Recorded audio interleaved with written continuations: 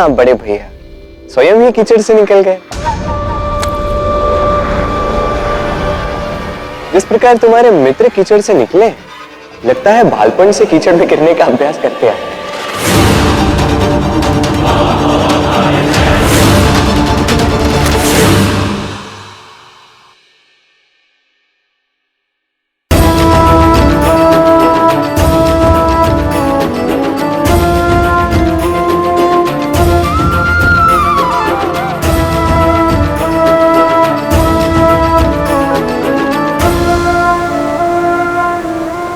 समझता क्या है अपने आप को? बेकार में आयन को रोका। वही पिटने देती तब समझ में आता उसे। अरे क्या हुआ राधा? किसने इतना गुस्सा दिला दिया तुम्हें? वही आपका भाई।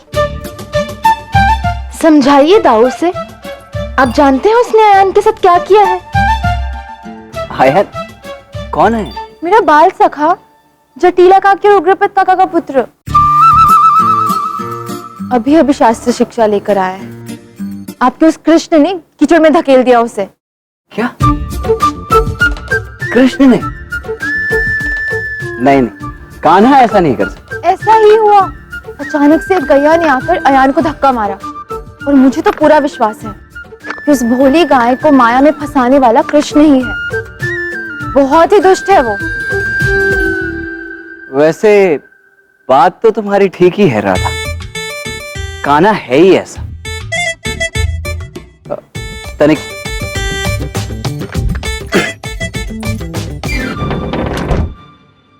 माँ, बाबा और मैं, हम तीनों परेशान हैं उससे। और नहीं तो क्या, राह चलते लोगों को उकसाता है। उस दिन हाट में देखा था कैसे लोगों से उलझ पड़ा था। आपने तो व्यर्थ में सहायता की उसकी। उस दिन पिटने देते, अच्छे से सीख मिलती उसे। अब क्या करूं? ना उसकी इच्छाओं को रोकने का मन करता है और ना उसे संकट में देखकर स्वयं रुकने का। छोटा भाई जो ठहरा। जितना छोटा उतना खोटा। वैसे अपने कक्ष में जा रही हो राधा? हाँ, क्यों? नहीं, मैं तो बस चेता रहा था, वहां मत जाना आप, तुम्हें अच्छा नहीं लगेगा। भला मुझे मेरे कक्ष में जाके अच्छा क्यों नहीं लगेगा? अब कार्य संपन्न हुआ। बताया नहीं आपने। मुझे मेरे कक्ष में जाने से क्यों रोका दाऊ? हाँ, मैं भी यही सोच रहा था कि क्यों रोका, जब कोई लाभ ही नहीं। और वैसे भी आज नहीं तो कल तुम्हें पता तो चल ही जाना है। क्या?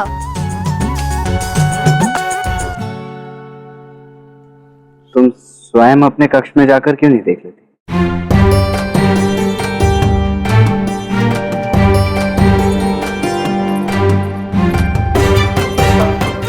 एक तो वहां उस कृष्ण ने तंग करके रखा है और दूसरा यहाँ दाऊ पहेलियां बुझा रहे हैं। उनके कुल्ले में कोई सीधी बात करता क्यों नहीं है?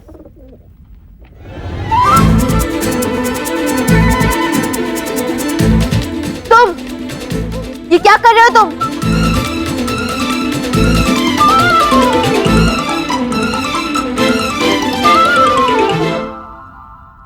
विश्राम कर रहा हूं। बड़े भैया को ज्ञान देने के पश्चात थकान सी हो गई थी। पर मेरी शैया पे क्या कर रहे हो? शैया विश्राम करने के लिए होती है ना, वही कर रहा हूं। तुम्हें दिखाई नहीं दे रहा? कहीं तुम्हारे मस्तिष्क के साथ साथ तुम्हारी आंखें भी नहीं ना? मेरी कक्ष से अभी निकलो, नहीं तो।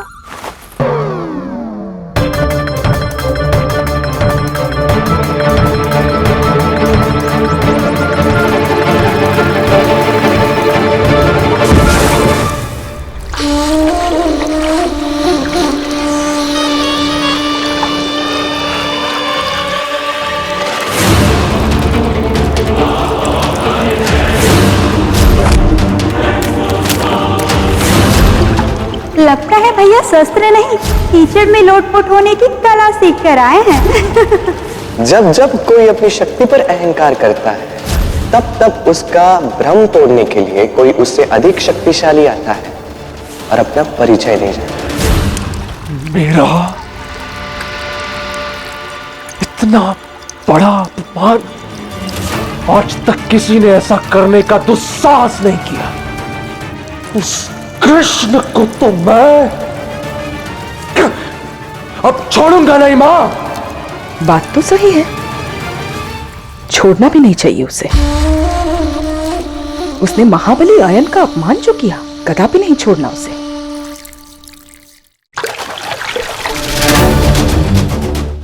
परंतु करोगे क्या? आज रात्रि का भोज राधा के वहां रखा गया है ना, कृष्ण के आने की खुशी में। तुम ना एक काम करो, तुम उस कृष्ण से ना मित्रता कर लो और फिर भोजन के बाद उसे बरसाना घुमाने के बहाने बाहर ले जाना और ना फिर उसे उस ऊंची पहाड़ी के चोटी से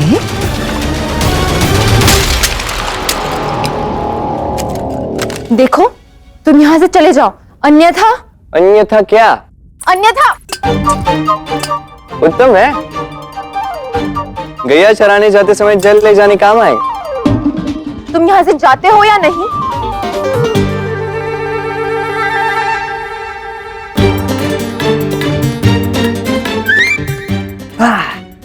नहीं।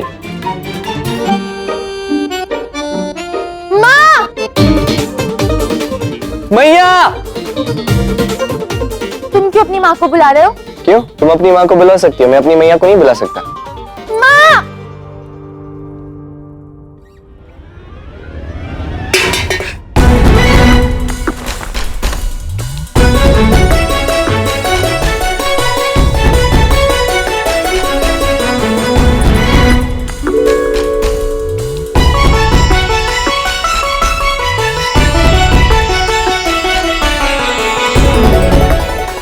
राधा, क्या हुआ?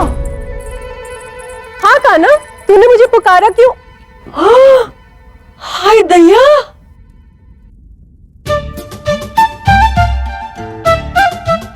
राधा, इस कक्ष की क्या अवस्था बना रखी है राधा?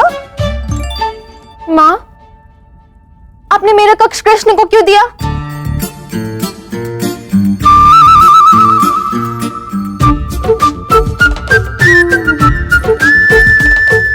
पुत्री, कृष्ण हमारा अतिथि है। यदि वो तुम्हारे कक्ष में रहना चाहता है तो हमें उसकी इच्छा का सम्मान करना चाहिए पुत्री। यही तो कह रहा था राधा से मैं। किसी दशा में नहीं, मैं अपना कक्ष नहीं छोड़ूंगी। राधा, यहाँ क्या मेरा क्या तेरा, सब कुछ तो यहीं रह जाना है। किसी भी वस्तु से इतना मोह ठीक नहीं। जीवन में कभी कभी ऐसी परीक्षा की घड़ी आ ही जाती है जहां आपको आपकी सबसे प्रिय वस्तु या संबंध का त्याग करना होता है। उस समय उस मोह से उत्पन्न हुई पीड़ा असहनीय हो जाती है।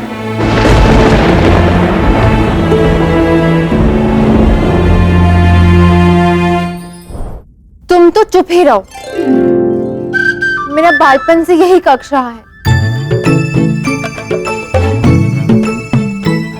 प्रीतिता, राधा ठीक ही तो कह रही है।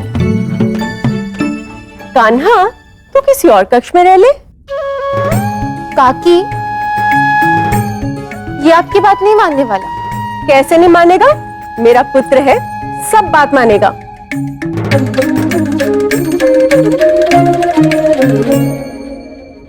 ठीक ही तो कह रही है मैया।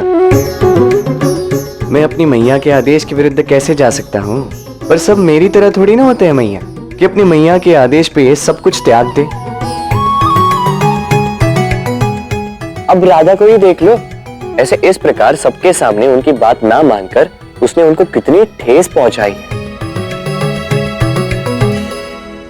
किंतु कोई बात नहीं काकी, मैं अपनी मैया के आदेश का पालन सदैव करूंगा। राधा, कुछ सीखो कृष्ण से।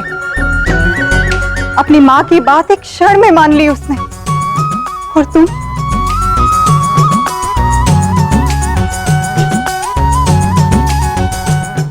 अब ये कक्ष चाहे जिसने भी बिगाड़ा हो, मैं यहाँ पे था तो मेरा ये कर्तव्य है कि मैं इसे ठीक कर दूं।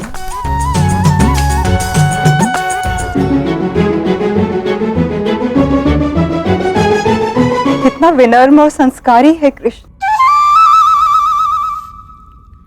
और तुम राधा, यशोदा जी के सामने तुमने मेरा क्या सम्मान रखा।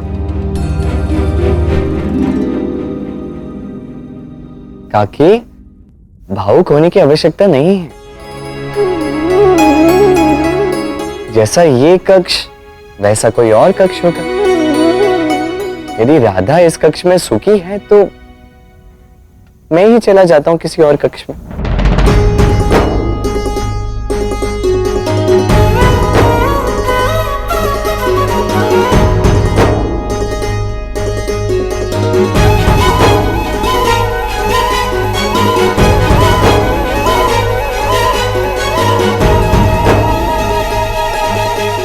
रुको, यहीं रहो।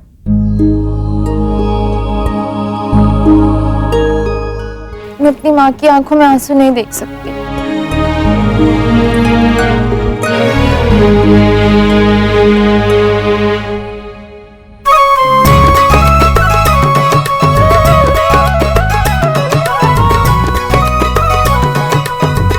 चुप चुप जियो पुत्री।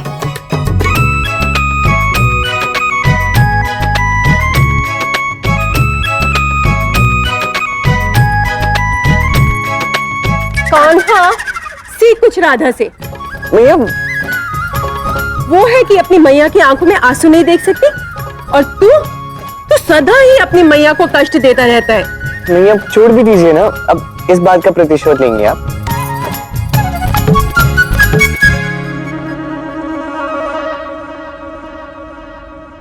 तुम अभी यहीं खड़ी हो, जाओ अपना सामान उठा के किसी और कक्ष में रख दो। हाँ, इस समय तो तुम्हारे मन में इस कक्ष को छोड़ने के दुख का भार होगा, उसके साथ साथ इस सामान का भार कैसे उठा पाओगी? नहीं, चलो कोई बात नहीं, मैं हूं ना, मैं तुम्हारी सहायता करता हूं। क्षमा करना काकी, किंतु अब कृष्ण ने सीमा पार कर दी है। फिर से चिढ़ा रहा है मुझे।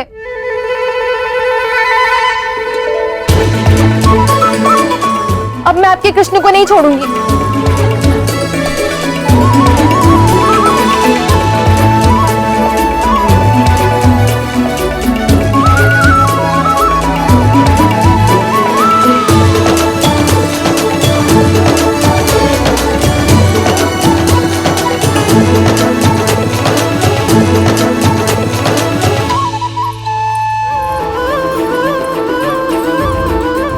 राधा, छोड़ना नहीं इस नाटक को। कान्हा, राधा के हाथ बिल्कुल मत आना।